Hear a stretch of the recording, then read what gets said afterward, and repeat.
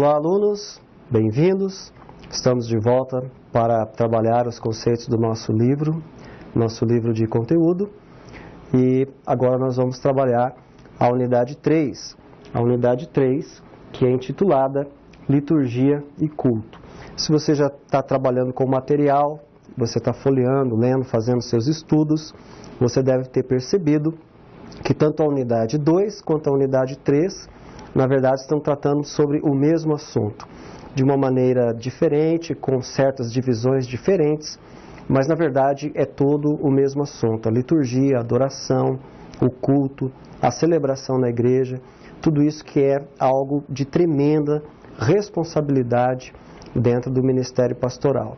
Então você, aluno do curso de bacharelado em teologia, você que está se preparando para o trabalho ministerial ou está buscando esse aperfeiçoamento, é muito importante que você esteja atento a tudo que envolve esses assuntos.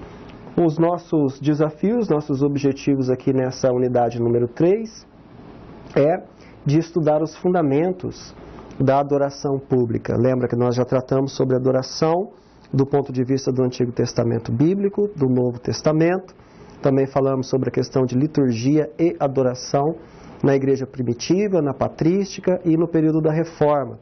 E nós finalizamos a nossa lição número 2, falando um pouco sobre a questão de organização de culto e de adoração nos nossos dias, no mundo contemporâneo.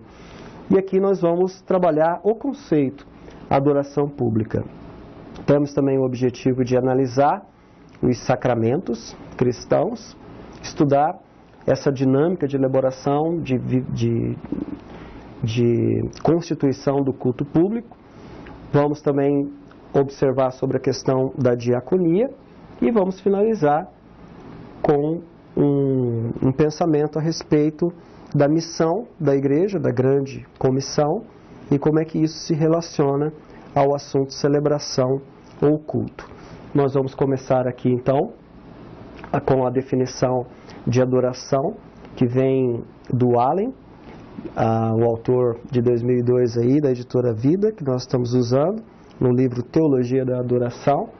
Ele diz assim que a adoração é uma reação ativa a Deus, pela qual declaramos sua dignidade. A adoração não é passiva, ela é participativa. Então a adoração não é simplesmente um clima, ela é uma reação. A adoração não é apenas uma sensação, ela é uma declaração. Ela é uma reação a quem Deus é, ao reconhecimento de quem Deus é, pensando em termos de adoração pública, de culto, né? Não em adoração no seu sentido de adorador para com o adorado, mas no sentido de adoração pública. Então ela não é um clima, ela é uma reação ao reconhecimento de quem Deus é, e é uma declaração também ao conceito, né, ao entendimento de quem Deus é. Ele é justo, Ele é bom, Ele é misericordioso. Então, declarações assim é que são adoração. O Joseph Carroll, citando o A.W. Tozer, um dos escritores mais importantes aí do século XX no cristianismo, ele menciona que a adoração é a gema ausente do evangelicalismo moderno. Nós somos organizados, trabalhamos, temos nossas agendas, temos quase tudo, mas há uma coisa que as igrejas, mesmo as mais evangélicas, não têm. De acordo com o Tozer, a competência para adorar. Não temos cultivado a arte da adoração. A adoração, é a gema brilhante que a igreja moderna perdeu. Creio que temos que procurá-la até que a encontremos. A frase do Tozer está no sentido de que a igreja ocupou-se, né, com várias ênfases e várias frentes, que não são erradas, mas acabou perdendo aquela essência que deveria ser a adoração. Eu digo isso especialmente pelo termo que ele usa evangelicalismo, porque no século XX houve uma explosão no cristianismo protestante através do movimento evangelical nos Estados Unidos e dos Estados Unidos aqui no Brasil também, chegando com essa forte influência desse movimento evangelical, que significa de pregação do evangelho, de conversão, de apelo, de chamado ao arrependimento. Então, esse lado de conversão, e de busca de pessoas, ele caracteriza esse movimento.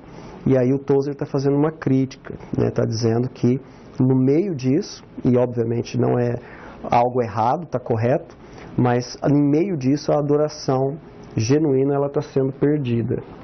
A adoração ela tem uma dimensão privada e ela tem uma dimensão pública. A dimensão privada é entre o adorador e o Deus adorado. Como nós dizíamos na unidade anterior, é a relação de adoração na vida da pessoa, Eu dizia assim, a adoração ela acontece no palco da vida. Ela acontece na maneira como a pessoa dirige no trânsito, como a pessoa trata com seus filhos, com seus pais. Tudo isso é adoração a Deus. Na verdade, isso é a adoração a Deus, porque a adoração acontece em todo tempo por meio de Cristo, pelo Espírito, como a gente viu na outra unidade. Agora, esse é o lado da adoração privada, mas tem também a adoração pública, que é a adoração que acontece no relacionamento, no ajuntamento desses adoradores. Ou, se preferir, que acontece no ajuntamento do corpo de Cristo. Essa é a adoração pública, no ajuntamento dos adoradores para prestarem culto de adoração a Deus. Quando estamos falando de culto, de celebração, nós estamos falando da adoração pública. Bom, a existência cristã, ela é comunitária. A existência cristã, o cristianismo significa viver em comunidade. Nós não podemos pensar em cristianismo dentro dos seus pressupostos, dos seus fundamentos bíblicos, de uma forma que não seja em comunidade. Então não é possível ser cristão em todo o pleno sentido, a não ser que esse cristão se relacione com outros cristãos também e discipule esses outros cristãos e seja discipulado por esses outros cristãos, confronte, ajude, seja confrontado, seja também ajudado, porque na experiência do compartilhar da fé é onde existe a edificação e o fortalecimento e a construção do caráter cristão. Então, o cristianismo ele é essencialmente comunidade, essencialmente comunitário. E o que isso significa? Significa que a adoração pública ela é algo muito importante, porque é o ajuntamento dos adoradores, a reunião dos adoradores para adorar o seu Deus. Como resposta à obra de Deus, tanto no passado quanto em nosso meio, o culto cristão é primordial e essencialmente um ato de louvor e de adoração, que também implica grato reconhecimento pelo amor abrangente e bondade redentora de Deus. Então não é um adorador dizendo isso, mas são vários adoradores no ajuntamento, fazendo esse ato de louvor, de reconhecimento pelo ato de amor de Deus, da sua bondade redentora e também abrangente. A adoração devida a Deus, ela demanda algumas exigências por parte dos adoradores.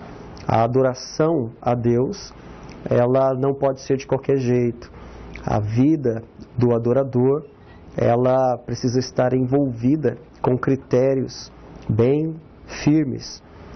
Não é possível ser um adorador em uma área da vida e não ser um adorador em outra área da vida, porque daí toda a adoração, então, ela está sendo falsificada, O Russell Shedd argumenta se Deus quer verdadeiros adoradores, Ele só se alegrará com aqueles que correspondem às suas exigências. E quais são as exigências de Deus para um adorador? Que a sua adoração seja em espírito e também seja em verdade. Que a sua adoração tenha a ver com a sua experiência de arrependimento, de confissão, de plena comunhão com Deus, por um lado, e por outro lado, em espírito, e por outro lado, em verdade, que não seja apenas de lábios, mas que seja com a vida.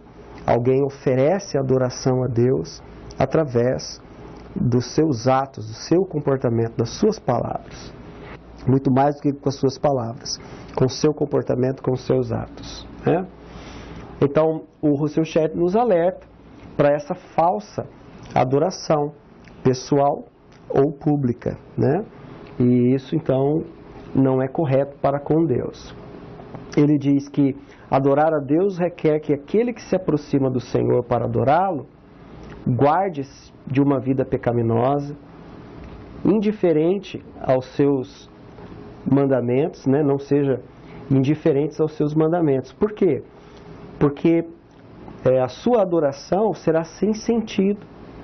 Se não é por guardar-se de uma vida pecaminosa e, ao mesmo tempo, guardar estes mandamentos, essa adoração não tem sentido, ela é falsa, mesmo que seja, entre aspas, perfeita na sua forma. Então, mesmo que aquilo que está acontecendo seja ótimo, perfeito, mas ele não é em verdade. O autor, o Shedd, no seu livro Adoração Bíblica, ele faz um trabalho de exegese, um trabalho de pesquisa de língua original, do grego do Novo Testamento e também do grego da Septuaginta, a Bíblia, a versão do Antigo Testamento escrita em grego. Então ele vai trabalhar com esse texto grego do Antigo Testamento também, e ele vai identificar que a adoração aparece com algumas palavras que dão a ideia do que é adorar. E aí ele coloca então que a adoração tem esses 3 significados: render-se, servir e realizar serviço sacerdotal. Então adorar a Deus é render-se a Ele, rendido a Ele, aberto, em espírito e em verdade. A minha vida está diante de Deus, e a minha vida é a adoração a Deus.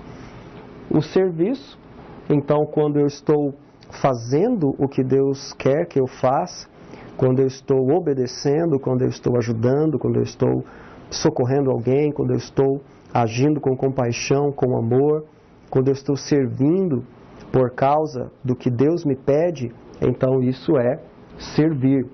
Servir é adorar a Deus. E realizar serviço sacerdotal, porque nós somos chamados para sermos mediadores entre Deus e os homens, não entre os salvos, porque os salvos não precisam de mediadores, porque eles já têm livre acesso ao Pai através de Cristo, pelo Espírito que está neles. Mas somos chamados, de acordo com 2 Coríntios capítulo 5, a ser embaixadores para aqueles que não são adoradores do Deus vivo e verdadeiro, para que, ao olharem para as nossas vidas, entendam o que é adorar a Deus. Eles não sintam-se, eu vou colocar nesses termos, intimidados a seguir uma religião, eles não sintam-se intimidados a não desagradar você ou a tentar respeitar a sua fé. Não é isso. Mas o que significa ser esse mediador é que o que vai se conhecer a respeito do caráter que Deus tem é o que essa pessoa está olhando para a sua vida, o seu caráter. O que essa pessoa vai conhecer a respeito do amor de Deus é o que ela está vendo na sua vida, no seu amor, para com a vida dela, para com a vida dos semelhantes. Alguém diz que somos as Bíblias vivas, ambulantes, que as pessoas leem. Isso só é verdade para os verdadeiros adoradores, esses que estão vivendo na dimensão da rendição, do serviço e do serviço sacerdotal. Então, na medida em que nós estamos vivendo a vida, nós estamos conduzindo pessoas que não são adoradores deste Deus único e verdadeiro para terem oportunidade, pela graça e pelos decretos de Deus e pela ação do Espírito Santo, de também se tornarem adoradores que também, como a gente, adore a Deus em espírito e em verdade. O segundo ponto aí do nosso material, do nosso livro, é sobre a questão dos sacramentos, um elemento que também faz parte da constituição do culto, da liturgia do culto. Bem, nós temos como... bom, antes de falar sobre a questão da instituição dos sacramentos, vamos nos posicionar primeiro. O que significa essa palavra? O que significa esse termo? O que são esses sacramentos? Então, o John Frame ele vai dizer, uma definição dele, segundo a teologia reformada, os sacramentos são sinais e selos da aliança da graça entre Deus e o crente. Quer dizer que simbolizam a nossa salvação e nos garantem esta redenção em Cristo. Então, na definição dele, os sacramentos são sinais que estão acontecendo durante o culto, são ritos, são rituais que expressam esse sinal, esse selo da aliança da graça entre Deus e o seu adorador. E são dois os sacramentos, né, do ponto de vista reformado. O batismo, que simboliza a purificação dos pecados, e a Santa Ceia, que proclama a morte do Senhor até que Ele venha. Então, o que são os batismos? O que são os sacramentos? Os sacramentos são rituais religiosos, litúrgicos, que foram instituídos por Jesus para os seus discípulos.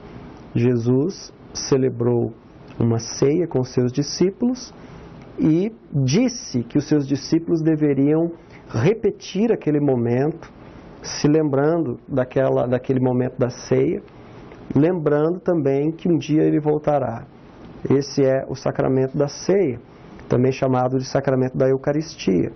E o outro sacramento é o batismo, quando Jesus, então, orienta os seus discípulos, de acordo com o texto de Mateus, capítulo 20, verso 18 a 20, onde ele diz: ide por todo o mundo, pregai o Evangelho a toda criatura, batizando-os em nome do Pai, do Filho e do Espírito Santo, ensinando-os a guardar todas as coisas que vos tenho ensinado, eis que estou convosco até a consumação dos séculos. Então, esses dois momentos do ministério de Jesus é de onde vem a inspiração, né, para esses dois sacramentos. Eu digo inspiração porque a ordem de Jesus poderia ter sido obedecida, mas sem a ideia de que aquilo era um sacramento para ser trabalhado, vivenciado na experiência do culto litúrgico. E foi assim que aconteceu, porque foi assim que a igreja primitiva começou, e até assim é hoje. Mas a ideia de ser sacramento é uma construção dentro da liturgia, né? Aí ela é menor do que a instrução, a orientação, o mandamento que Jesus está dizendo.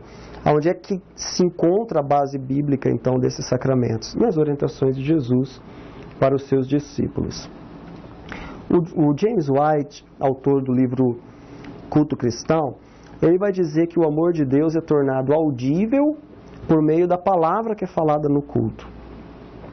Mas que existe, porém, um outro meio de igual importância no culto cristão, que é a utilização de certas ações dotadas de sentido, conhecidas como sacramentos. Então, veja a definição dele de sacramento. Certas ações dotadas de sentido. Isso é que torna visível o amor de Deus, né? A Bíblia não nos dá liturgias ou teologias sacramentais, de acordo com White, mas ela assenta os fundamentos sobre os quais elas podem ser erigidas, onde pode ser levantado aí, construído essa questão dos sacramentos, ok? Uma coisa importante sobre esse assunto, que acho que é no frigir dos ovos, aí, o que é bastante importante, é que existe um certo dilema entre a conceituação dos sacramentos. Então, uma parte do protestantismo entende sacramento como meios de transmissão da graça, e uma outra parte entende apenas como sinais visíveis, né, de uma realidade espiritual. Qual é a diferença? Quando você entende um sacramento como um meio de transmissão de graça, você está entendendo que aquele sacramento, aquele ato religioso, litúrgico, aquele momento da liturgia ali, ele está trazendo para a pessoa que está praticando aquele ato algo que é espiritual, né? Está trazendo uma graça de Deus. Então a graça de Deus chega até a pessoa por intermédio da realização daquele sacramento. Essa que é a ideia. E o segundo grupo vai dizer assim, não, a graça de Deus chega para a pessoa, mas ela não chega por causa do sacramento. O sacramento ele é apenas um símbolo, né? Eu acho interessante essa distinção, né? E eu não consigo deixar de pensar na Igreja Católica Apostólica Romana, porque a Igreja Católica Apostólica Romana tem 7 sacramentos, e todos eles são vistos como meios de transmissão de graça, né? Então, o pecador, ele não tem perdão do seu pecado diante de Deus. Ele precisa de um sacerdote, porque este sacerdote, ele detém o sacramento da confissão, porque é por intermédio do sacramento da confissão que aquele pecador consegue receber a graça de Deus que o perdoa.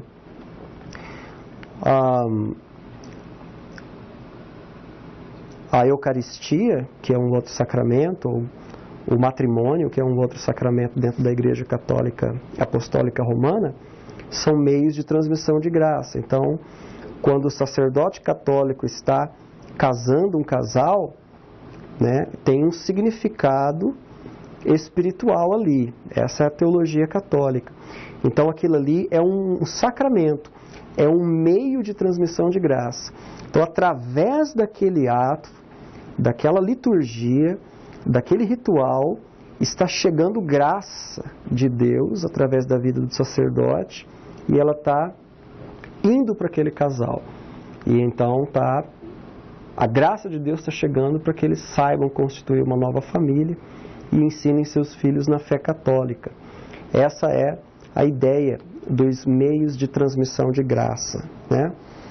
E o que é importante a gente dizer aí é que esse conceito, ele faz com que a pessoa dependa do sacramento para ter a sua realidade espiritual, né, conforme a sua fé, né?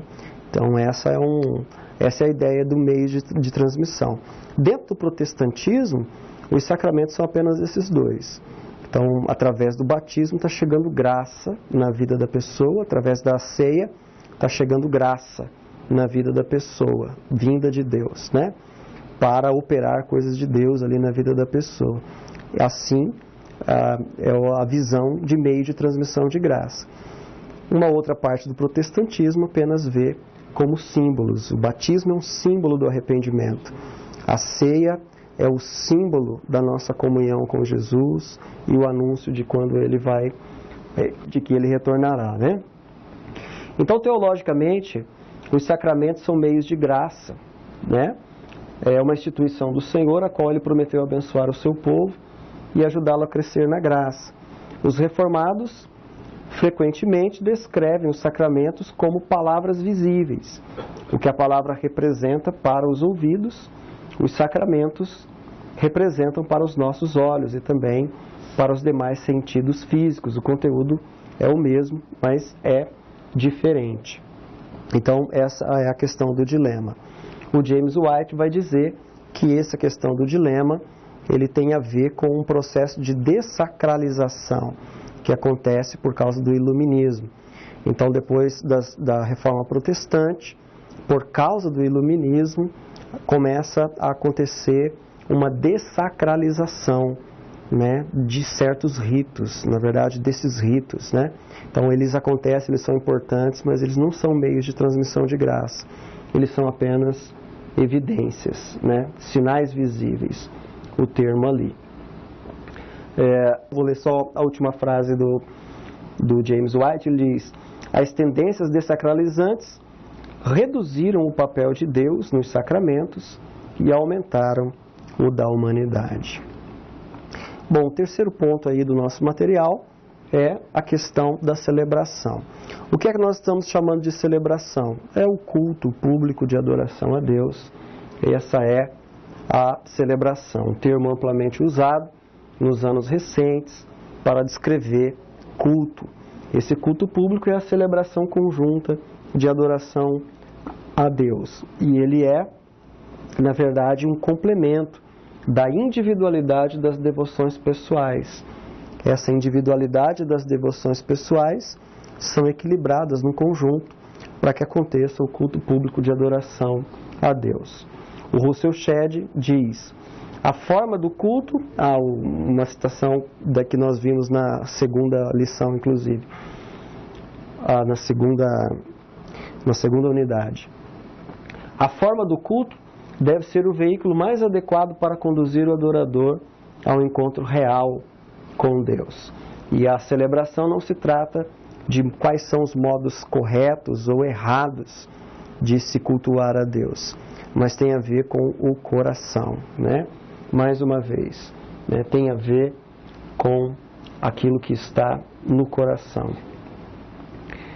Desde o seu começo, o culto cristão tem sido ameaçado por dois perigos, na opinião do Shedd. O primeiro é de um formalismo que sacramenta o modo de adorar a Deus, enquanto anula o poder de um contato vital com Deus, aquele primeiro extremo que nós falamos lá na unidade número 2. E segundo, uma espontaneidade que encoraja desprendimento e liberdade, desprezando toda e qualquer forma, mas que cria confusão e desordem. Então, despreza a forma, mas acaba gerando confusão e desordem. Eu penso que o Russell Shedd se refere, né, não apenas à nossa história, nosso momento aqui, mas a toda a história do cristianismo. Ele está dizendo, desde o seu começo, o culto cristão tem sido ameaçado por esses dois perigos. Então, se você lê a carta do apóstolo São Paulo aos Coríntios, a primeira carta, o que você está vendo ali é uma carta que foi redigida pelo apóstolo, fundador da igreja de Corinto. Paulo está em Éfeso, provavelmente em Éfeso, trabalhando, levantando uma outra igreja ali, e ele recebe uma carta. Os irmãos estão confusos a respeito de liturgia. Então, eles querem saber se ora com véu na cabeça, ou se não ora, como que funciona. E eles vão fazendo essas perguntas ao Paulo. E o Paulo responde às perguntas. E ao responder às perguntas, ele então está estabelecendo alguns parâmetros de como deve ser essa liturgia. Especialmente lá no capítulo 14, na verdade, já no capítulo 12, né? E também no capítulo 14, sobre a questão do uso dos dons no culto público. Então, o que estava acontecendo ali era algum tipo de desordem. E ele coloca critérios, né? Então, se alguém entrar, vai achar que todo mundo está louco. Se vocês procederem dessa maneira, é melhor que vocês procedam desse outro. Mas cuidado também para não evitar um extremismo. É isso que está sendo dito ali. O que é isso? São parâmetros litúrgicos para que aqueles irmãos fizessem culto lá na cidade deles, na congregação deles. Modelos característicos de se cultuar a Deus não medem a realidade ou o grau de espiritualidade do adorador, né, do adorar. O Russell Shedd explica que todos os modelos característicos de culto, eles são formados por séculos de tradição, seja ele mais catequético, seja ele mais extravagante, mais apofático, né? Seja ele mais formal, mais cheio de reverência, né?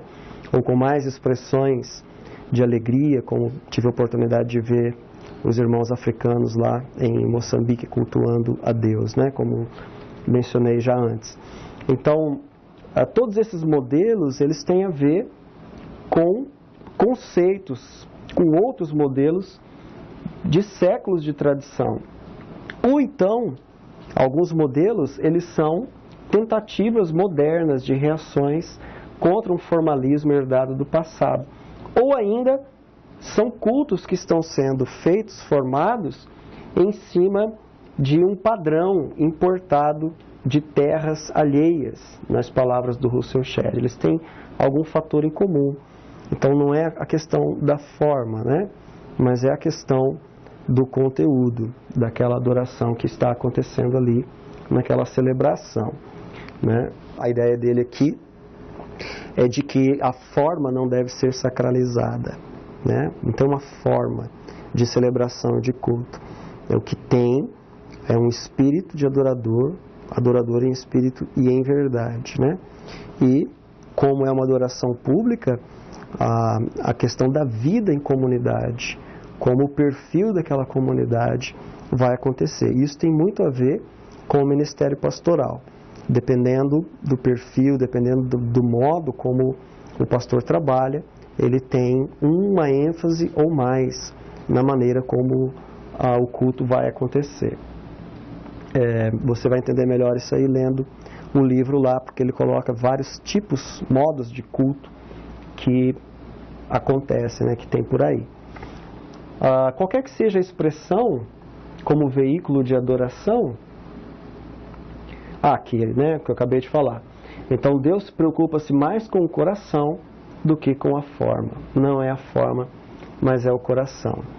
O J.C. Ryle, em texto de 97, ele se propõe a colocar alguns princípios que sejam norteadores para o culto de adoração pública. Então, um primeiro princípio, ele diz: a verdadeira adoração pública deve ser direcionada ao objeto correto, tem que ser centralizada em Deus. A verdadeira adoração pública tem de ser dirigida a Deus pela mediação de Cristo, é por meio de Cristo. A verdadeira adoração pública tem de ser diretamente bíblica ou ser inferida das Escrituras ou estar em harmonia com elas, tem que ter base bíblica. A verdadeira adoração pública tem que ser inteligente, no sentido de ser inteligível, que as pessoas compreendam. E ainda mais dois princípios, que a verdadeira adoração pública tem de ser a adoração proveniente do coração, e a verdadeira adoração pública tem de ser uma adoração reverente, ok?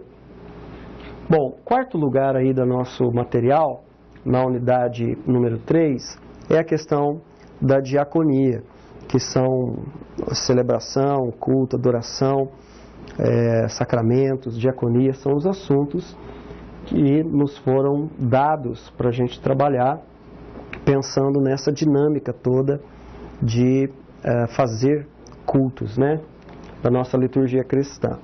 Então, Edson Lopes, no texto Fundamentos da Teologia Pastoral, no texto de 2011, ele explica que esse termo, ministério no Novo Testamento, ele aparece, na maioria das vezes, com este termo, diaconia, significa serviço, aquele que serve. Então, todo cristão é um servo, todo cristão é um servo nesse sentido. A diaconia é também uma forma de adoração a Deus, de acordo com a palavra do Shedd, no sentido de que todo e qualquer trabalho sacrificial oferecido a Deus no Espírito, ele é um ato de adoração a Deus também. O James White, ele diz que na igreja primitiva, na patrística, havia uma liturgia para ordenação de pessoas, né? E para participação de pessoas. Então, o que nós estamos vendo? Não estamos vendo mais aquela igreja primitiva, né? Estamos agora na patrística. E aí começamos a ver a organização da igreja. Então, o James White vai mencionar sobre a questão de bispos que estão sendo ordenados, pastores que estão sendo ordenados, pessoas que estão sendo ordenadas para funções específicas dentro das comunidades. Então nós estamos vendo uma espécie de hierarquização aí, né? Baseado, certamente, mas provavelmente muito diferente de Atos capítulo 6, como também já mencionamos aqui, quando os apóstolos dizem, não, esse trabalho, vamos eleger outros que façam e vamos nos dedicar ao ministério da palavra e ao ministério da oração, né?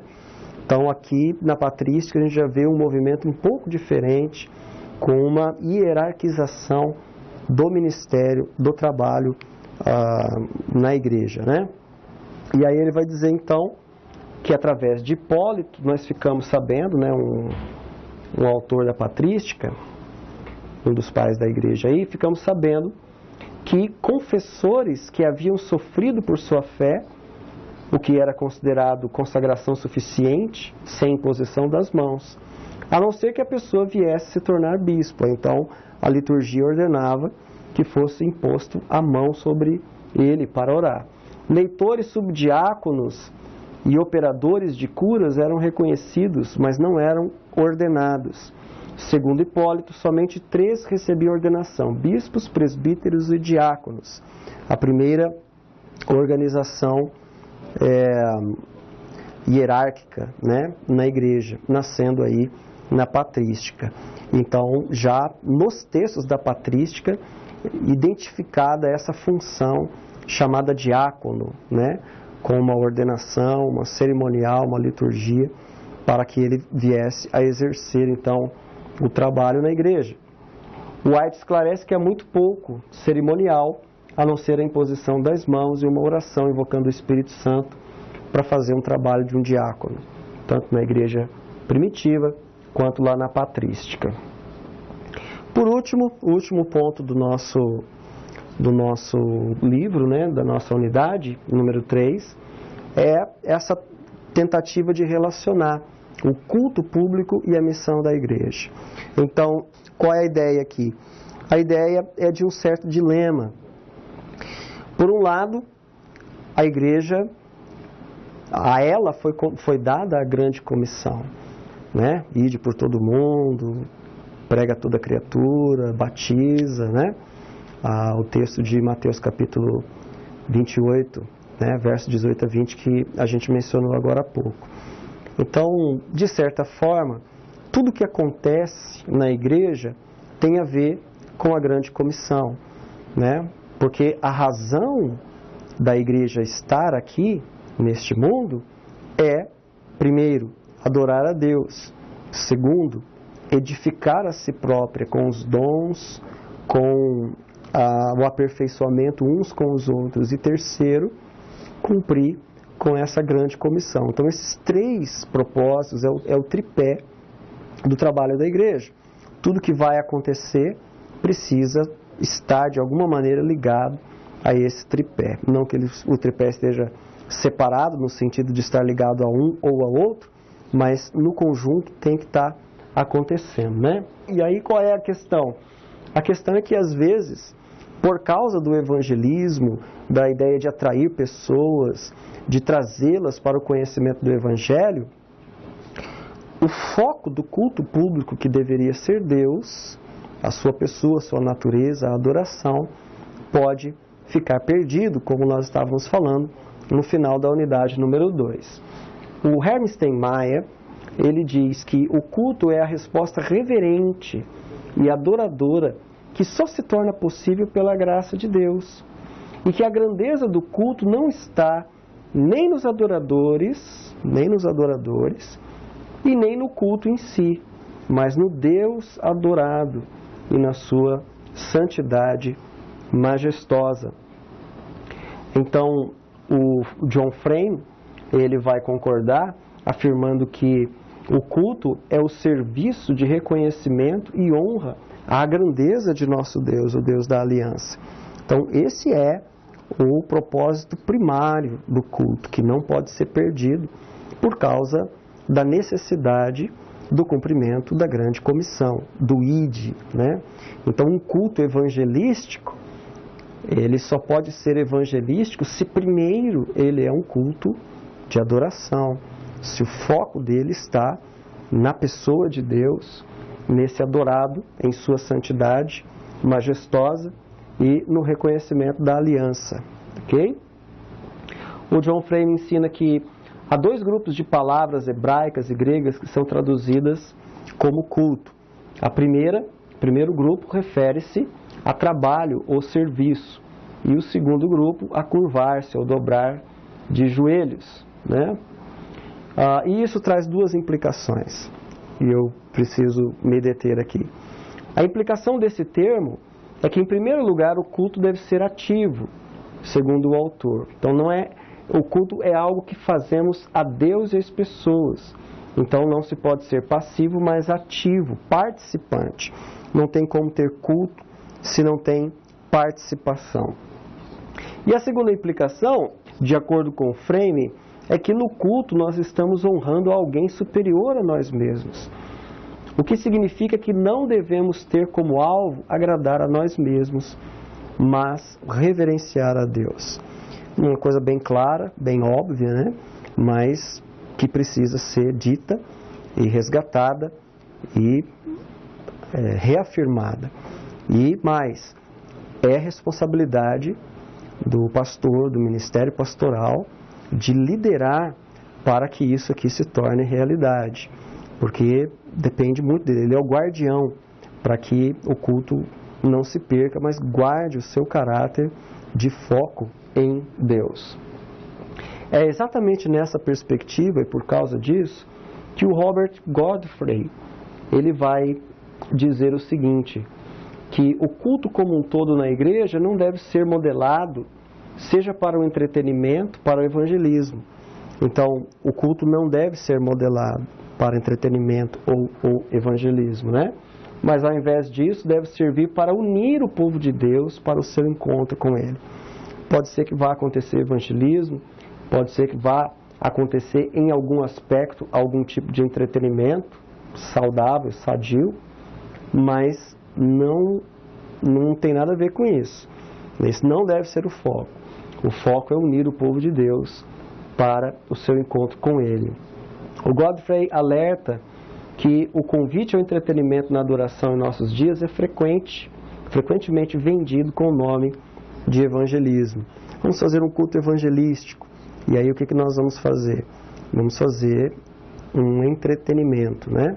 Vamos fazer um tipo de programação pensando naquilo que as pessoas gostariam de ver e talvez voltariam depois, né? Mesmo que fosse apresentado o evangelho, mesmo que fosse feito um apelo, mas com este foco de preocupação no que vai despertar nessas pessoas. Isso não é errado, tudo bem, mas esse não é o foco. Essa não é a coisa principal. O foco é Deus, é culto, adoração pública, então Deus é o foco.